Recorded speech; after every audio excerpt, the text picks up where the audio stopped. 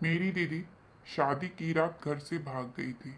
गुस्से में पापा ने दहेज में देने वाला सारा सामान ऊपर वाले कमरे में फेंक दिया और उसे ताला लगाकर बोले, अगर किसी ने उस कमरे को खोला तो मेरा मरा मुंह देखोगे।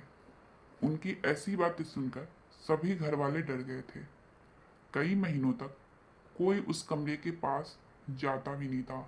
मैंने एक रात पापा को दूध का गिलास उस कमरे में ले जाते हुए देखा तो चुपके से पीछे गई। जब मैं कमरे के अंदर झांकी तो मेरे पैरों तले जमीन खिसक गई, क्योंकि वहां तो मेरा नाम जिया है और मैं उत्तर प्रदेश के एक छोटे से गांव में रहती हूँ। क्या बताऊँ आपको अपनी ज़िंदगी के बारे में। मेरी ज़िंदगी तो बड़ी अजीब तरीके से गुजर रही थी। कहते हैं ना, किसी की गलती और भुगतता कोई और है। ऐसा ही मेरे साथ हुआ था। मुझे किसी की हुई गलती का कर्ज चुकाना पड़ रहा था। हम दो बहनें थे। मेरे से बड़ी मेरी बहन थी और मैं छोटी बहन थी। मैं अपनी बड़ी बहन की बहुत नकल करती थी और यही मेरी सबसे बड़ी गलती थी।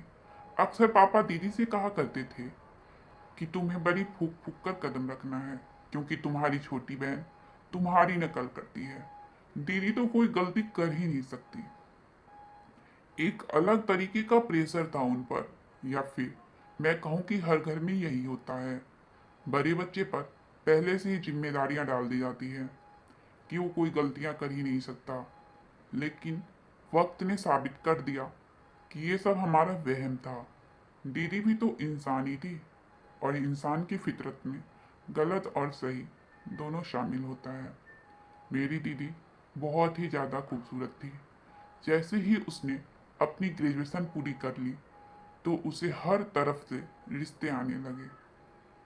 ऐसा लगता था कि रिश्तेदारों में शर्त लगी हुई है कि इसको हम ही अपने घर की बहू बनाएंगे, और आए दिन बेफिजूल में हमारे घर के चक्कर काटने लगे थे। पापा ने सोचा पापा ने सोचा कि अगर एक घर में हमने अपनी बेटी दे दी तो दूसरे घर वाले बिना वजह नाराज हो जाएंगे। इसलिए पापा ने फैसला किया कि जहाँ कोई रिश्तेदारी ना हो, दूर दूर तक, वहाँ पर मेरी दीदी की शादी करेंगे। तब शायद पापा को ये अंदाजा नहीं था कि वो कितनी बड़ी गलती करने जा रहे थे। उन्हें सोचना चाहिए था कि दीदी की जिंदगी का इतना बड़ा फैसला करने से पहले उन्हें अपने पास बिठाकर उनके दिल की बात मालूम करने की कोशिश करें। उनके सर पर प्यार से हाथ रखकर एक बार पूछ तो लेते कि बेटी, तुमने भी अपने भविष्य को लेकर कुछ सोचा होगा। मुझे बताओ, अगर दिल में कुछ भी है, मुझसे शर्म आती है तो अपनी मम्मी को ही बता दो। मगर पापा ने इस मामले में घर के किसी भी सदस्य की मर्जी जानने की एक रत्ती भी कोशिश नहीं की। उन्होंने हम सब में से किसी के मन का कुछ जानना चाहा ही नहीं। हमेशा बस अपनी ही चलाते थे। उन्होंने बाहर से ही किसी से बातचीत करके दीदी का रिश्ता पक्का कर लिया था। एक दिन पापा ने मम्मी से आकर कहा कि राधा का रिश्ता पक्का कर दिया है। वो बहुत अच्छे लोग हैं, खाते पीते घर के हैं और अमीर भी हैं। हमारी बच्ची को बहुत खुश रखेंगे। मम्मी बिल्कुल चुप हो गई। सिर्फ मम्मी पर ही नहीं, हम पर भी बहुत तेज बिजली सी गिर पड़ी थी। हम दोनों बहनें एक ही कमरे में बैठे हुए थे और एक दूसरे को सवालिया निगाहों से देख रहे थे कि ये क्या हुआ और कैसे हुआ। खैर, मम्मी कहने लगी, विनोद, यह कैसे हो सकता है? एक बार राधा को लड़का दिखा तो देते, उसे पसंद है भी या नहीं। पर पापा ने मना कर दिया। जब से दीदी को इस बारे में पता चला था तो वो सोच में डूबी हुई थी। अगले दिन मम्मी हम बहनों के कमरे में आई और दीदी से कहने लगी, राधा, अच्छे से तैयार हो जाना, आज लड़के वाले तुम्हें देखने आने वाले हैं। दीदी शिकवा करने से अपने आप को रोक नहीं पाई। बोली, मम्मी, मुझे पापा से इस तरह के फैसले की कोई उम्मीद नहीं थी। मम्मी को दीदी की ये बात सुनकर पता नहीं क्यों लगा कि दीदी किसी को पसंद करती है। दीदी का हाथ पकड़कर कहने लगी, मुझे सच्ची बताओ, तुम्हें कोई और पसंद है या तुमने किसी से शादी का वादा कर रखा है? मैं तुम्हें इस बात की यकीन दिलाती हूँ, अगर तुम्हारी पसंद अच्छी हुई तो मैं तुम्हारी शादी उसी जगह करवा दूंगी जहां तुम कहोगी। दीदी कुछ कहने ही वाली थी कि पापा आ गए और दीदी ने ना में सर हिला दिया और बोली कि नहीं माँ, ऐसी कोई बात नहीं है। पर पता नहीं क्यों मेरा मन घबरा रहा था। दिल में अजीब से ख्याल आ रहे थे। ऐसा लगता ये शादी मेरे लिए खुशियां लेकर नहीं आएगी, बल्कि मेरे मुकद्दर की बर्बादी बन जाएगी। मम्मी ने कहा, बेटा, शुरू शुरू में ये घबराहट सभी को होती है, सबको डर लगता है, कुछ नहीं होगा, अच्छा सोचो। शाम को वो लोग दीदी को देखने आ गए थे। उनमें एक बूढ़ी औरत थी और एक जवान लड़की। उन्होंने बताया कि लड़के की माँ बीमार है, इसलिए दादी और बहन आई है। मम्मी दीदी को भी लेकर गई थी उनके सामने। लड़के की दादी ने दीदी को बहुत प्यार किया था। वो लड़की भी बड़ी प्यारी सी लग रही थी। वो तो दीदी को अभी से ही भाभी कहने लगी थी। फिर जाते हुए लड़के की दादी ने दीदी के हाथ में पैसे रख दिए। सच कहूं तो दीदी के लिए उसके ससुराल वालों का इतना प्यार देखकर मेरी आंखों में आंसू आ गए थे। माँ ने दीदी से पूछा, तुम बताओ राधा, तुम्हारी क्या राय है? इतना सुनना था कि दीदी तो जैसे शर्म के मारे लाल हुई जा रही थी। उनके गाल तो बिल्कुल लाल टमाटर हो गए थे। दीदी बोली कि मम्मी, मुझे इस रिश्ते से कोई ऐतराज नहीं है। फिर तो हमारे घर में खुशियों का माहौल हो गया था। कोई नहीं जानता था खुशियां गम में बदलने वाली थी। सब कुछ बहुत अच्छे तरीके से हो रहा था। कुछ भी गड़बड़ नहीं होनी चाहिए थी। दीदी भी खुशी खुशी हर चीज में हिस्सा ले रही थी। वो अपनी हर चीज खुद ही पसंद कर रही थी। अपना लहंगा, नेकलेस भी तो उन्होंने खुद ही पसंद किए थे। सब कुछ अच्छा अच्छा सा हो रहा था।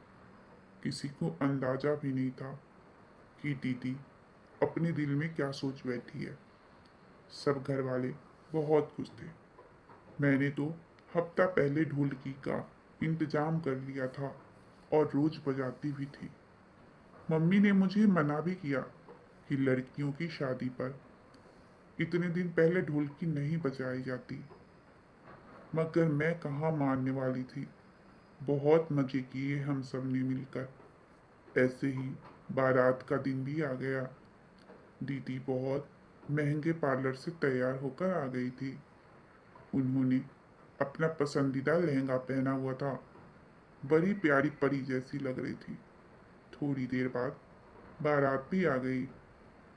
जब मैंने दूल्हे को देखा तो मेरा मुंह खुला का खुला ही रह गया। दूल्हा तो बहुत ही ज्यादा हैंडसम था।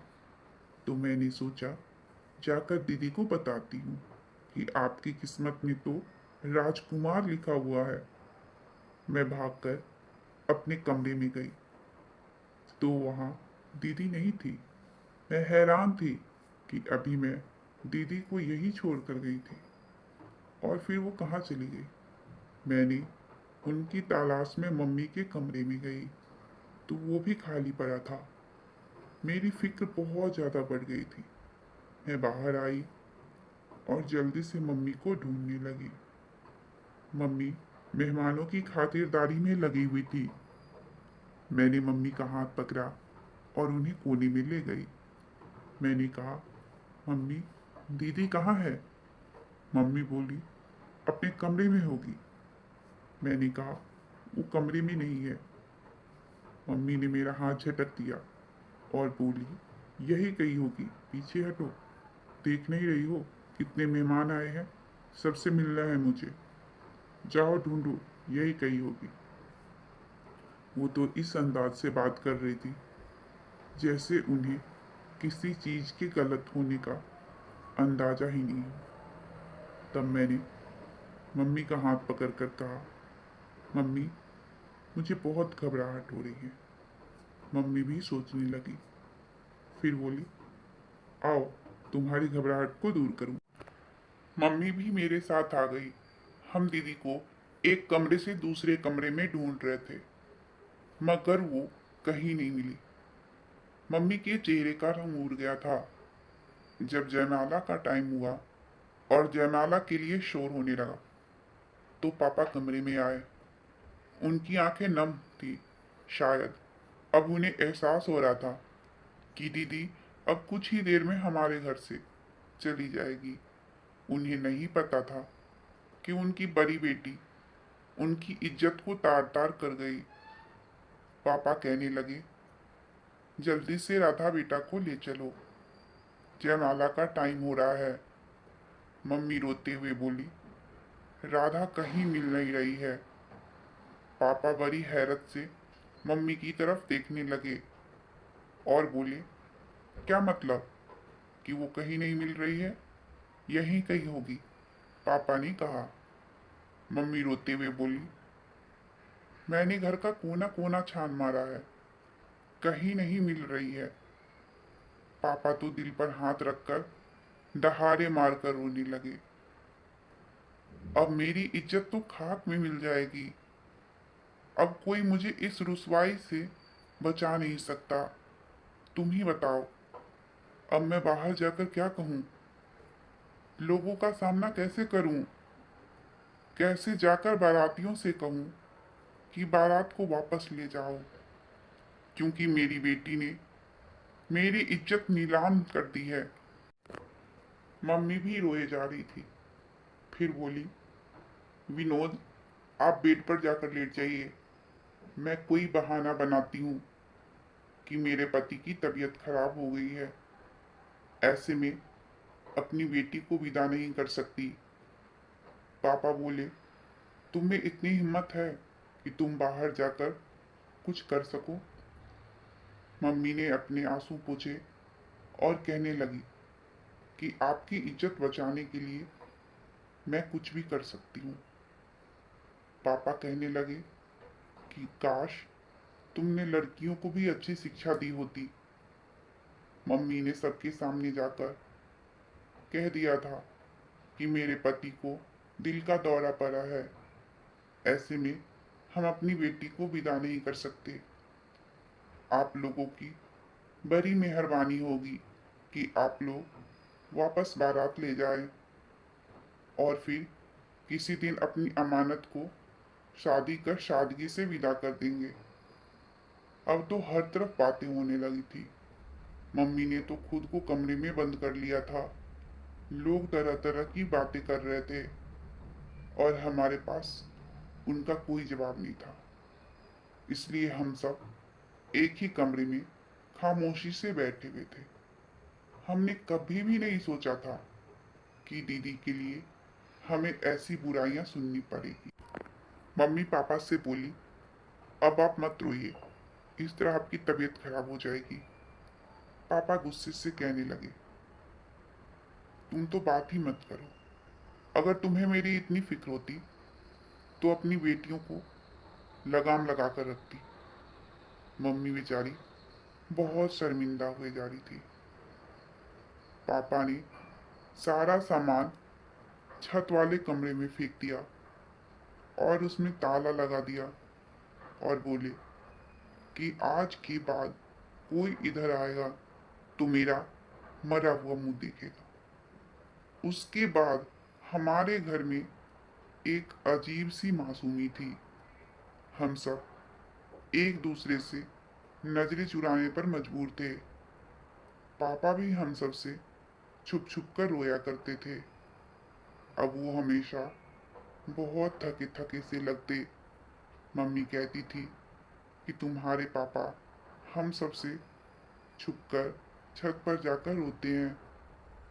हमें तो यह लगा था कि दीदी की शादी का किस्सा खत्म हो गया है। मगर 1 महीने बाद हमें लड़के वालों की तरफ से फोन आया।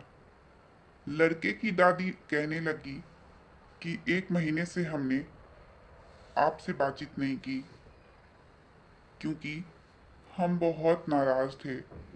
बारात को आप लोगों ने वापस भेज दिया। मगर ठंडे दिमाग से हमने सोचा कि आपकी भी कोई मजबूरी होगी। कहीं ऐसा तो नहीं कि आपकी बेटी ने शादी से इनकार कर दिया या उसे कोई और पसंद है।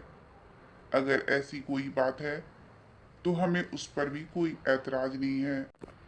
अगर आप अच्छा समझे तो अपनी छोटी बेटी का रिश्ता हमें दे दे, क्योंकि हमने बहुत घरों में रिश्ता ढूंढा पर आपके बच्चे हमें बहुत अच्छे लगे। आपका घर हमें अच्छा लगा, इसलिए हम चाहते हैं कि किसी न किसी तरह हमारी रिश्तेदारी आपसे ही हो जाए। मम्मी कहने लगी, ठीक है, मैं अपने पति से बात करके आपको बताती हूँ। मम्मी ने फ़ोन रख दिया और मुझसे बोली, जिया, क्या तुम्हें ये रिश्ता मंजूर है? मैंने कहा, जिस तरह से पापा ने दीदी के जाने के बाद हमारा जीना हराम कर रखा है, नफरत की निगाह से हमें देखते हैं, मैं चाहती हूँ कि दिन से रात ना हो और मैं यहाँ से चली जाऊँ और दोबारा यहाँ पर वापस लौट कर ना आऊँ। मम्मी मेरे गले में अपना हाथ डालकर रोने लगी। बोली, हमारा नसीब ऐसा ही है, किसी और की सजा अक्सर हमें ही मिलती है। तुम्हारी माँ के साथ भी ऐसा ही हुआ था और तुम्हारे साथ भी ऐसा ही हो रहा है। मैं चाहती हूँ कि तुम्हारी तकदीर बदल जाए, मगर मैं क्या करूँ? मैं तो खुद मजबूर हूँ। हमारे हाथ बंधे हुए हैं। मम्मी इस कदर टूटी हुई थी कि मुझे ही उनकी हिम्मत बनना पड़ा। मैं मम्मी से बोली, आप नाराज मत हो, भगवान सब अच्छा करेंगे। मैं उठकर कमरे में चली गई थी, क्योंकि पापा के घर आने का टाइम हो रहा था। आज मेरा मन अजीब सा हो रहा था, क्योंकि आज मेरी किस्मत का फैसला होना था। जैसे ही घर का दरवाजा खुला, मैं अपने कमरे की खिड़की के पास आकर बैठ गई। पापा घर आए। पापा ने पहले इधर उधर देखा और आंगन को खाली पाकर वह दबे कदमों से किचन में चले गए थे। मुझे उनके इस अंदाज पर हैरत हुई। फिर थोड़ी देर बाद वह किचन से वापस आए तो मुझे उनके हाथ में दूध का ग्लास दिखा। पापा इधर उधर देख, जैसे वह यह काम बड़े समझदारी से कर रहे हो और उन्हें कोई देख नहीं पाए। फिर पापा धीरे धीरे सीढ़ियाँ चढ़ने लगे और फिर छत पर चले गए। मैं बिल्कुल हैरान होकर बैठ गई थी। ये सब मेरी नज़रों के सामने जो हो रहा था, ये सब क्या था? यह बिल्कुल आम सी बात थी, मगर पापा की खुफिया अंदाज ने उसे खास बना दिया। मुझे फिर उस बात की फिक्र हुई कि मम्मी पापा के आने के बाद भी कमरे से क्यों नहीं निकली, जबकि पहले पापा की आहट से ही मम्मी सारे काम छोड़कर पापा के पास आ जाया करती थी। फिर आज क्या हुआ था उन्हें? मैं दबे कदमों से मम्मी के कमरे में गई तो पता चला कि वह तो सो रही है। और फिर पापा 20 मिनट बाद छत से उतर आए। उनकी हालत अजीब सी हो रही थी। मैं ये सब अपने कमरे की खिड़की से देख रही थी। थोड़ी देर में जब मम्मी उठी तो उन्होंने पापा को बताया कि आज वही लड़कों वालों का फोन आया था और अब वो हमारी छोटी बेटी का हाथ मांग रहे थे। वो कहने लगे कि आप हमें अपनी बड़ी बेटी का रिश्ता नहीं दे सकते तो अपनी छोटी बेटी का ही रिश्ता दे दे। पापा इतना सुनते ही गुस्सा करने लगे और बोले, उनसे कहना कि अभी हमारा दिन इतना खराब नहीं हुआ है और ना ही हमारी बेटी की नसीब इतनी खराब हुई है जो तुम जैसे लोगों के यहाँ अपनी बेटी का रिश्ता करे। जहाँ मैं चौंक गई थी वही मम्मी भी दंग रह गई थी। मम्मी ने कहा, आपके इस बात का क्या मतलब? क्या वो लोग अच्छे नहीं हैं? पापा ने ना में सर हिला दिया और कहने लगे, आज के बाद उनका फोन आए तो मत उठाना। तो मम्मी बोली, क्यों, क्या हुआ? आपको तो अपनी अक्ल पर बहुत भरोसा था, आपसे इतनी बड़ी भूल कैसे हो गई? फिर तो अच्छा ही हुआ कि राधा घर से भाग गई।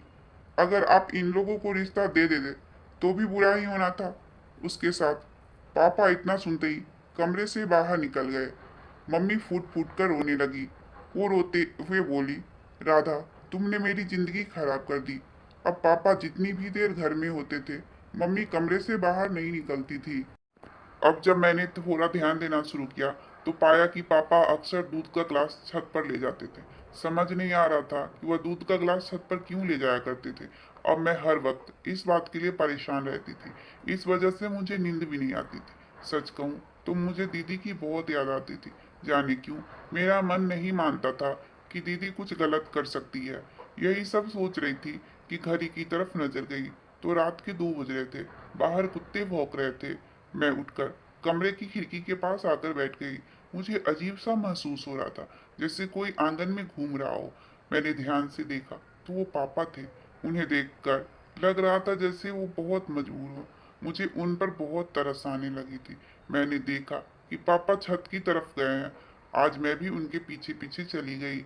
मैं देखकर बहुत हैरान थी कि जिस कमरे के आसपास भी पापा ने सबको आने से मना किया था, वो कमरा खुला हुआ था और वहां से रोशनी आ रही थी। इसलिए मैं छुपकर अंदर का सारा मंजर देखने लगी। पर ये क्या, अंदर तो दीदी बैठी हुई थी।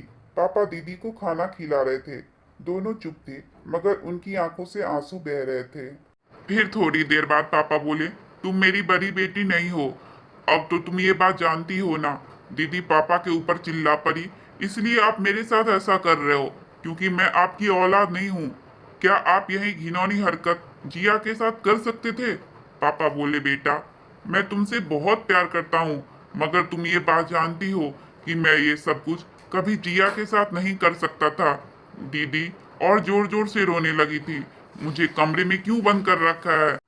आज ही बहुत वक्त है। वैसे तुम तो सारा दिन बेहोश हो जाती हो। मेरी मजबूरी है बस, इसलिए तुम्हारे खाने में बेहोशी की दवाई मिला देता हूँ। मुझे माफ करना बेटा। उन दोनों की ये बातें मेरे सर के ऊपर जा रही थी। फिर पापा कहने लगे, जिया की वजह से मैं ज्यादा देर कभी छत पर नहीं रहता हूँ, क्योंकि मुझे लगता है उसे कहीं मुझ पर शक ना हो जाए। वो देर रात तक जगी रहती है, अभी सो रही है। इसलिए आज मैं तुम्हें सब सच बताता हूँ। हम 2 भाई बहन थे, एक मैं और एक मेरे से बड़ी बहन थी। वो मेरे से पूरे 10 साल बड़ी थी, इसलिए उनकी शादी पहले हुई थी। दीदी की शादी के बाद हमारे घर में बहुत खामोशी सी छा गई थी। इसलिए मेरे मम्मी पापा ने जल्दी ही रिश्ता तय करके शोभा से मेरी शादी करा दी थी। उन्हीं दिनों में हम पर कयामत सी आई थी, क्योंकि दीदी का पति अच्छा नहीं था। वो दीदी के साथ मारपीट करता था। इसलिए दीदी का उससे तलाक हो गया और दीदी हमारे घर आ गई। दीदी की गोद में 2 महीने की बच्ची थी। उन्हें ना अपनी फिक्र रहती और ना ही बच्ची की फिक्र रहती। माँ भी बूढ़ी हो चुकी थी, इसलिए वो भी उस बच्ची को संभाल नहीं सकती थी। तुम जानती हो वो बच्ची कौन थी? तुम, मेरी बड़ी बेटी। शोभा ने तुमको हाथों हाथ ले लिया और तुमको इतना प्यार किया कि मैं भूल ही गया कि तुम मेरी बेटी हो या भांजी। जब तुम बोलने लगी तो शोभा को मम्मी कहने लगी और अपनी माँ को बुआ। हालात कुछ संभले तो हम तुम्हारी मम्मी का रिश्ता ढूंढने लगे। दीदी ने एक लड़के का नाम खुद ही लिया। मेरी शादी उससे करवा दो। पापा ने मुझे कहा, उस लड़के के बारे में पता लगाओ।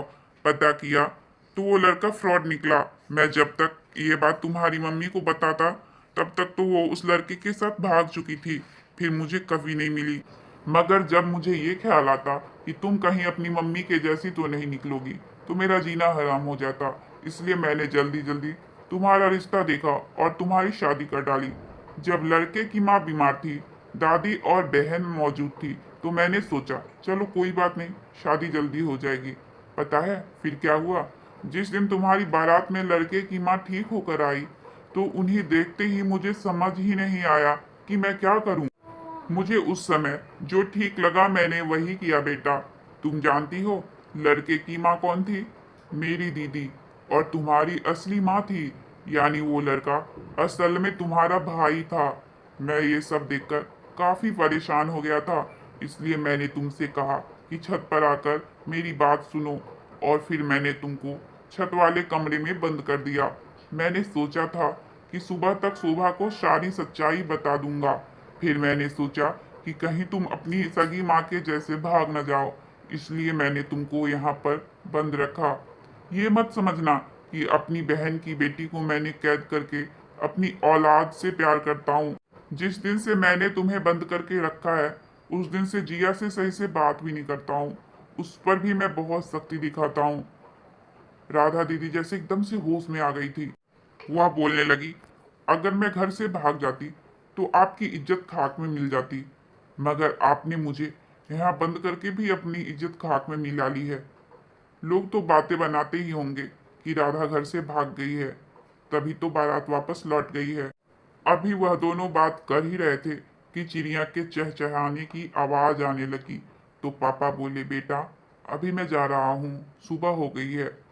मैं जल्दी से आगे बढ़ी और बोली, बस पापा, मैं अपनी दीदी पर अब और जुल्म नहीं होने दूंगी। इसकी मम्मी ने जो गलती की है उसकी सजा दीदी को नहीं होने दूंगी। आपने ये सब क्यों किया दीदी के साथ?